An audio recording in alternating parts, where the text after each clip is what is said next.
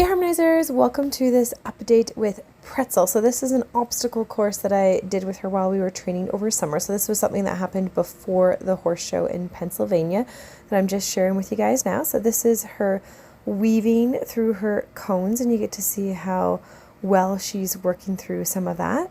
And she was practicing a lot of different things. So we were trying to get ready for potentially some trail shows and just kind of working on progressing all of her skills. I'm not really sure what I had in plan for her future, but I just think adding all of these skills to a horse when you're training them is really good to just build up their confidence and their success. And then this is her starting to side pass a pole.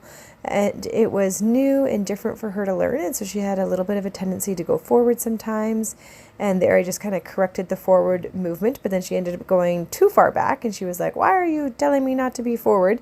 So it's just kind of getting on the same page with some of that communication and going forward again.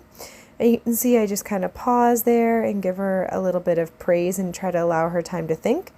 And then I say, okay, well, let's try going the other direction. And there we get a tiny little bit of steps happening. We get the shoulder, and I'm just kind of waiting for her butt to get going. And the butt's not going, and she's kind of saying, no, my butt can only go the one way. So I'm just kind of waiting for that butt to catch up, and you can see she's kind of struggling a little bit confused. And this kind of happens sometimes when you're teaching horses to do new things. They get confused, and then there she finally figures it out. So one of the big things when you're teaching a horse to do something is try to reward them when they get it right, so that way they know what the correct answer is, but also when they get confused to just stick with it and try to keep asking or clarify how you're asking to try to help that horse figure out the answer. So here when I change direction to go back the other way, she starts to kind of say, well, hey, we did it the other way, and the other way was cookie worthy, so let's not go in this other direction to the left. And this is just part of a horse learning something new. They can react that way. They kind of politely say no, and she's not doing anything truly awful. She's just kind of saying, like, this is confusing. I don't know if I can side pass that way. The pole is big. And so she just kind of backs off of it. She's just trying to express that she finds this stressful. So I'm just trying to guide her and be polite, and I can see she's kind of pulling at the reins and she's getting really kind of pulley with me. So I decide, you know what, you're really stressed, let's get off and let's clarify on the ground for you. Let's do this on the ground, bump with the stirrup so you understand the cue, and it's the exact same for riding. And then afterwards I'm going to remount, because sometimes depending on how pulley or upset the horse gets, you have to kind of think, is my horse ready for this? Was this challenging for them? How can I make it easier for them to understand? And my approach is usually to try to calmly help the horse succeed, not to bully the horse into submission or put them in a place where they really get overwhelmed. So after I do the groundwork, I'm like, okay, I'll continue on, and she goes over the plywood just fine, and I bring her into the backup. So I turn around and ask her to do the back through here, and you can see she actually does really, really well. She's not upset by the backing up at all. She backs up into the poles, does the turn. Certainly we can work on getting things a little bit smoother or maybe more supple, but overall she listens really well to what I'm asking her to do there and does some nice turns. So she's going to get a nice little cookie there and then continue on. So it's really interesting because the horses all have different strengths. So I had posted Alfie's video of doing this course because I had it set up and I did it with both horses separately. And Alfie struggled with the back through and got a little pulley with the back through, so we ended on a good note and continued. Whereas Pretzel did the back through great, but struggled with the sideways. So they both just did differently there.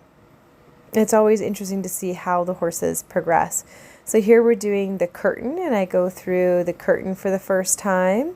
And she had done it on the ground, and then when you do it riding, especially this curtain is a little different because it's kind of short. So when the horse goes through by themselves, they don't always move it as much as you might think they do. And then when you go through riding, because I'm up there and I'm tall, I end up pushing the noodles a lot more. So as I go through, I try to breathe, just make sure my legs aren't kicking or squeezing or doing anything too much because you don't want to add anything that's going to overwhelm the horse. I want it to be really easy for them. But she goes through the curtain, no big deal, so that's great. And then I decided let's try to do some trotting out here in this big arena. And she ends up getting a nice little trot going, but she does the cute little, I did a few stops or steps. Do I get a cookie now? And I'm like, no, you got to keep going. And she's like, I did a few steps. Do I get a cookie now? And I'm like, okay, that was good enough to earn a cookie. And what I've kind of figured out with Pretzel is that if I go too long without rewarding her or allowing her to think, lick and chew, feel praise, then she tends to get a little bit tighter. Like, look how nicely she's walking after getting that cookie. She gets really relaxed, really happy. I find that giving her the cookie just really helps her become a better learner and try even harder. So for her, it's super effective and definitely a great strategy for her. She's so polite about it too. She's really good.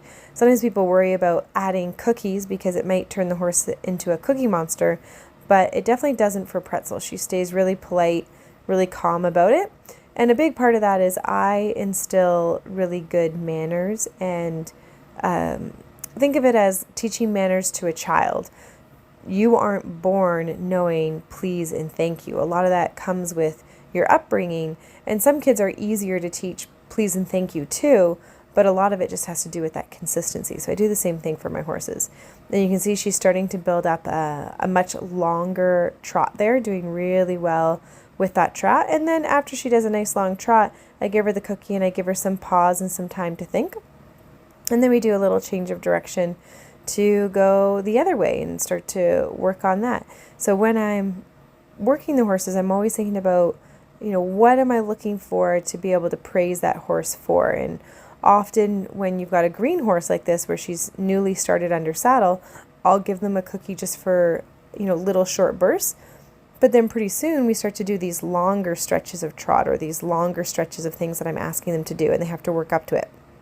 So there she did a really nice job of going for me, did a decent sized stretch. So I give her a cookie, give her praise, give her time to just kind of think about it, let her chill, and then I'll ask her to move forward again from there. So I try to give horses enough time to think, chew, process, and the cookie is really helpful for that too, because you get to see, did my horse eat that cookie calmly and confidently? Did they snatch it in a way that tells me that they're stressed?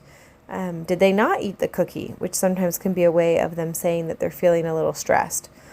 And if they take it nicely and calmly and they chew it and they eat it well, then I know that they're doing a great job.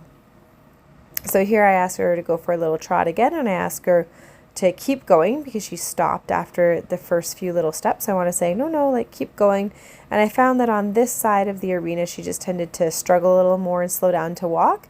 And again, I ask her to keep going, but not aggressively. It's not like I'm out there kick, or, really getting after her or something like that, because I don't want to develop tension in her. So I want to make sure she does really, really well. So here she does much better on this side, gets a nice, good trot going, a much longer trot, and I just ask her to keep going past the spot that we were in, and then ask her to just, trot a little bit more, keep going, just trying to build up how much she can do, and then giving her a cookie over here, or giving her some praise and telling her that she's a superstar. And sometimes I'll give a cookie if I feel like they really tried their best. And then sometimes I'll just give them rest and praise like that to tell them they're on the right track, but maybe try it a little harder next time to actually get the cookie. So you can see here I ask her to trot again, and she does that little stop by the gate, and I ask her to keep going, and she ends up into that trot. And so this is all just part of being a green horse that's newly started under saddle, and they're learning all of these little bits and pieces. And if you get too aggressive and you're like spur, spur, whip, whip, you might turn the horse into a horse that rushes or bolts or grabs the bridle and runs. You can turn them into a horse that's not always the safest. And if you're patient, then you can develop a horse that's calm and tries and really wants to do their best. So I hope you guys enjoyed watching, and thanks for being here. Remember to subscribe and check out harmonyhorsemanship.com for even more learning.